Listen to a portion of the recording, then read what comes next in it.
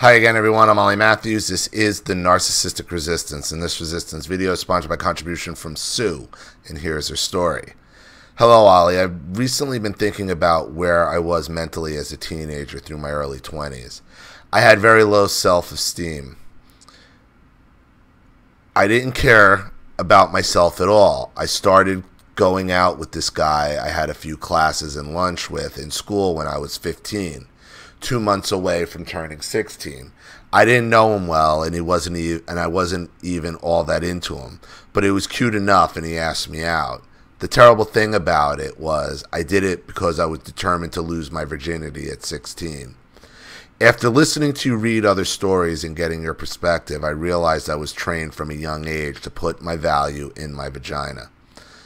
From the age of 9 until I had turned 14, my parents had an open relationship. Oh, more swingers. They claimed to be each other's first until then. They said they needed to spice up the relationship. God. I got lectured on how it's not natural to be with only one person. From your parents? From your parents? Listen, what adults do is what adults do, but you're bringing your fucking children into this shit.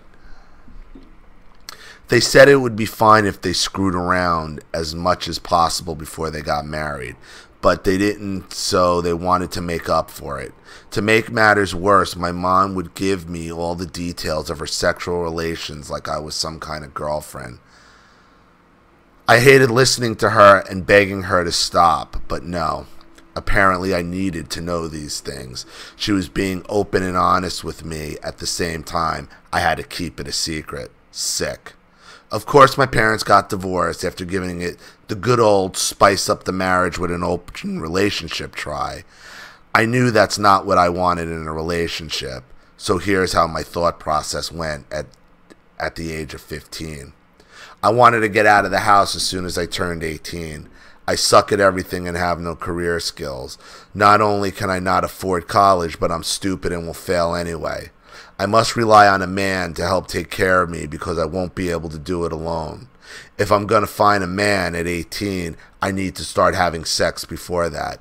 16 should be good, so I don't end up like my parents. Yep, I had it all figured out.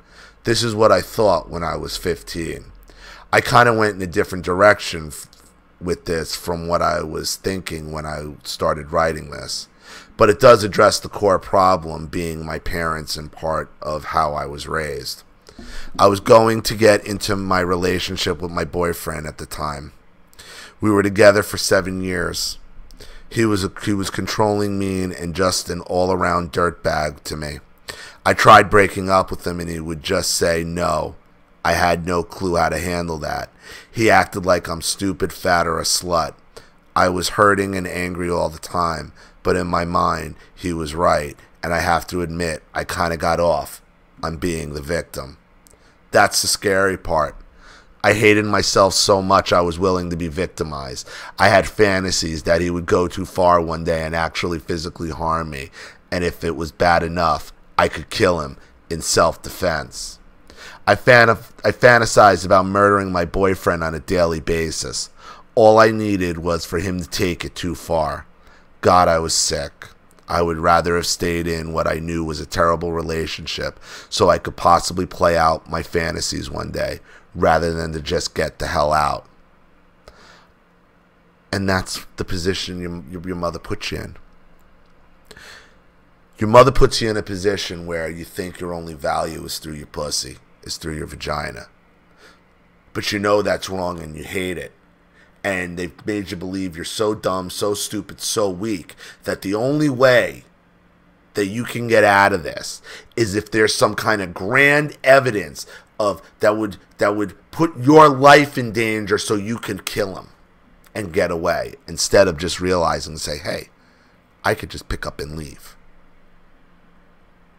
The narcissist denies you the simple answer. You can't see it. You can't see the simple answer because of what the narcissist puts you through. I thought I might get my chance one time. He grabbed me by the neck and started squeezing. All I can think was was one of us is going to die, and I didn't really care who. Looked at him and smiled. His face went white and he let go. He admitted to me at that moment I scared the shit out of him, and he never came after me physically again. I remember being disappointed. Holy shit, I was sick. This is the mindset.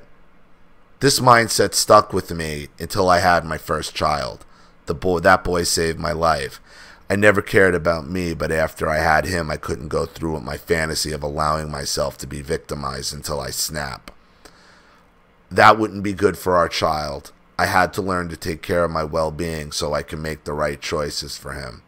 I didn't want him growing up thinking all this toxicity was normal and okay. I had to make different choices. I had to change. Nowadays, I look back at who I used to be and I don't even recognize myself at all. I was so dark and scary, I think I was just one terrible choice away from being a sociopath, and I question if I was a covert narcissist at the time. Thank you for all you do. It means so much to so many. Sue. No.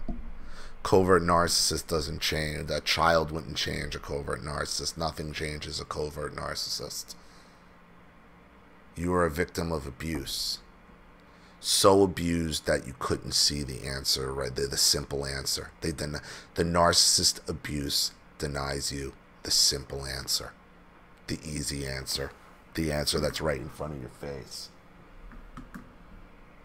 That's the effect. That's what happened. It wasn't covert narcissism. Covert narcissists don't change because they have a kid. They don't change for anything. So, I hope that helps. Thank you so much for your contribution and story, Sue. I really appreciate it. Thank you to everybody watching.